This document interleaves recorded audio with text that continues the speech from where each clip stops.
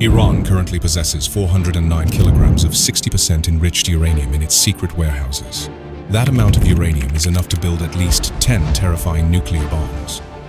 That's enough to destroy an entire city, and in a matter of minutes, wipe out an entire country.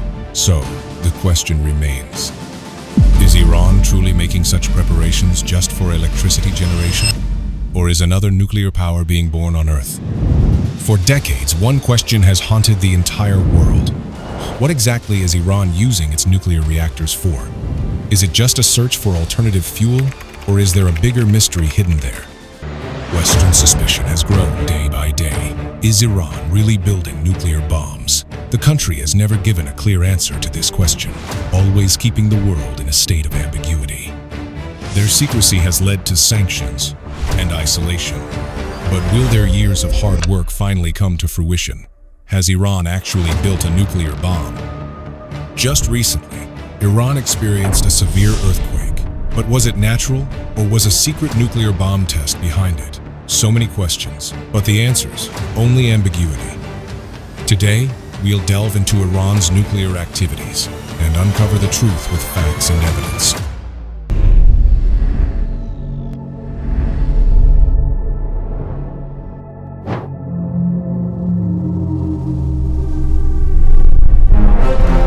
Iran's nuclear activities began in the 1960s under the leadership of the country's former prime minister and king, Reza Khan, or Reza Shah Pahlavi. At that time, Iran and America were friends. In fact, the US helped Iran establish a nuclear research center in 1967. Iran also signed the Nuclear Non-Proliferation Treaty in 1968.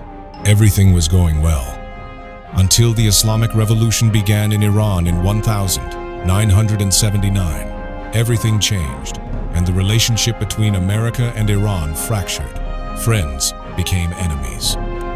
In 1984, with China's help, Iran opened its largest nuclear research center in Isfahan. However, Iran's nuclear program came to light in 2002, when an exiled opposition group revealed secret activities involving the construction of a uranium enrichment facility and a heavy water reactor. Since then, Iran has faced one sanction after another. Bill after bill was passed against Iran in the US Senate. Just months after the 1979 Islamic Revolution and the return of Ayatollah Ruhollah Khomeini, a group of students took over the US Embassy in Tehran, holding 52 Americans hostage.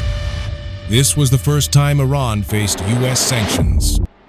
Throughout the 80s and 90s, the scope of sanctions was expanded to force Iran to stop supporting international terrorism and attempting to acquire chemical, biological, or nuclear weapons capabilities or advanced conventional weapons. Then came the Iran Sanctions Act, primarily aiming to prevent Iran from raising the necessary funds for nuclear bomb development.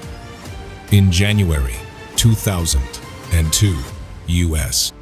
President George Bush described Iraq, Iran, and North Korea as the axis of evil and warned about the proliferation of advanced long-range missiles in these countries. According to U.S. intelligence, Iran actually halted its nuclear activities in 2003. In mid-2006, concerns about Iran's nuclear program led the UN Security Council to impose several sanctions, forcing member states to stop trading goods, services, and technology with Iran. Meanwhile, Netanyahu has been saying from the very beginning that Iran established these plants to build nuclear bombs, although Iran has consistently denied this, claiming electricity generation is their primary objective. In 2010, Congress expanded sanctions on Iran's oil exports and financial sector. The UN Security Council imposed a fourth round of sanctions against Iran's nuclear program. After extensive discussions and negotiations, in 2015, world powers reached an agreement with Iran to limit its nuclear activities in exchange for lifting international economic sanctions. The United States, United Kingdom, France, Russia, China, and Germany, under the Joint Comprehensive Plan of Action, agreed to this. Under this agreement, The country promised not to enrich uranium beyond 3.7% for 15 years. This level of enriched nuclear fuel is primarily used for civilian purposes like electricity generation. They also agreed to keep 300 kilograms of enriched uranium. In 2018, the U.S. withdrew from this agreement. After that, Iran intensified its nuclear program. They not only began enriching uranium to 20%, but for the first time, they enriched it up to 60%. According to the IAEA, this rate of enriched uranium is close to the quality needed for nuclear weapons production.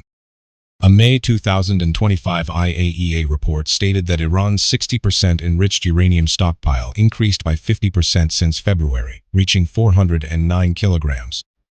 If this amount of uranium were purified to 90%, approximately 10 nuclear bombs could be made. The IAEA essentially tracks the amount of uranium in any country. And we all know that nuclear bombs are created by processing uranium isotopes in various ways. However, if Iran genuinely proceeds with this, the agency can file a complaint with the UN. Additionally, the US would trigger the snapback mechanism of their JCPOA agreement, leading to sanctions on Iran. Now, building a nuclear bomb isn't enough. They also need the technology to deliver it, but they're still behind in that aspect. Iran hasn't yet developed a device that can launch such a bomb over long distances. And due to modern radar systems, they can't even send bombs via airplanes like Hiroshima and Nagasaki. According to intelligence sources, it would take Iran anywhere from 4 months to 2 years to complete the entire process in its current state. At that point, Iran could bring not only Israel, but also all of Europe under the range of its long-range missiles equipped with nuclear weapons. Iran's most powerful ballistic missile has a range of 50 kilometers, which covers all of Europe. Iran's main enrichment facility in Natanz is located 40 meters underground. It has an 8-meter thick concrete and steel roof. The Fordow facility is built inside a mountain. IAEA Chief Rafael Grossi says it's probably 500 meters deep. Furthermore, they have so many nuclear plants that a few attacks won't harm them. On June 13, the Israeli attack on Iran's nuclear facility couldn't even penetrate the containment layer because the IAEA found no evidence of increased radiation from there. Earthquakes and nuclear tests, the unanswered questions. Meanwhile, the earthquake that struck Iran on June 20 added fuel to Western speculation. The tremor originated 27 kilometers southwest of Semnan city, at a depth of 10 kilometers below the surface. And because the location was near Iran's nuclear facilities, many questions arose. However, earthquake experts have dismissed speculation about a secret nuclear bomb test surrounding it. According to them, there is clear scientific evidence of its natural origin. Moreover, earthquakes caused by nuclear tests are shallow and rarely exceed magnitude 3. Iran's was over magnitude 5. Creating an earthquake of this magnitude requires energy equivalent to several million tons of TNT. In this case, we also need to know something else. When earthquakes occur due to natural causes, their epicenter is 5 to 30 kilometers deep, and there's a complex mixture of S and P waves. On the other hand, earthquakes caused by nuclear bomb tests are usually very close to the surface. Their epicenter is generally around 2 kilometers deep. Simultaneously, the P waves are much stronger here, while the S waves are weak. Although this one was natural, about 2 years ago, in 2023, a magnitude 4.6 earthquake was felt at Iran's main nuclear facility in Natanz. Its epicenter was only 1.5 kilometers deep. At that time, no satellite images or signs of damage were found, but everyone's suspicion increased rather than decreased. This suspicion isn't entirely unfounded. Because North Korea frequently conducts such tests, the country has conducted 6 nuclear weapons tests so far. 4 of these tests occurred after Kim Jong-un came to power. He assumed power in 2011. All of North Korea's nuclear weapons tests have been conducted in the Punggye-ri area of North Hamgyong province, an area surrounded by mountains. The first test was conducted there in October 2006. The explosion of that nuclear weapon could destroy a large building or part of a city.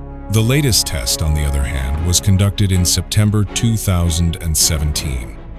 That bomb was at least 16 times more powerful than the bombs the US dropped on Hiroshima and Nagasaki in 1945.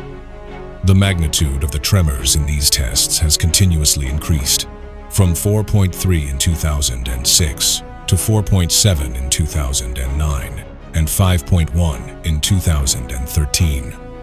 Additionally, about a year and a half ago, North Korea conducted an underwater nuclear bomb test, and that's why many believe the Iranian earthquake was also caused by a nuclear energy test. The secrecy continues. Another notable point here is that Iran has conducted cold tests before. These essentially test the radius of a nuclear bomb, among other things. In short, a bomb's design is created. This is basically the final stage of nuclear bomb production. Previously, Mossad confirmed that Iran conducted such tests. However, the IAEA could not prove its authenticity. It is known that almost 2 decades ago, Iran conducted some secret tests at its 4 nuclear facilities: Marivan, Lavisan, Shian, Varamin, and Turks Abad. And when the agency arrived there to investigate, they found nothing, because Iran had destroyed all the bunkers there a few days earlier. However, conducting such tests is not forbidden under the Non-Proliferation Treaty. Iran can conduct such tests if it wants to. In such a situation, the country's secrecy is the basis of everyone's suspicion. A volatile Middle East?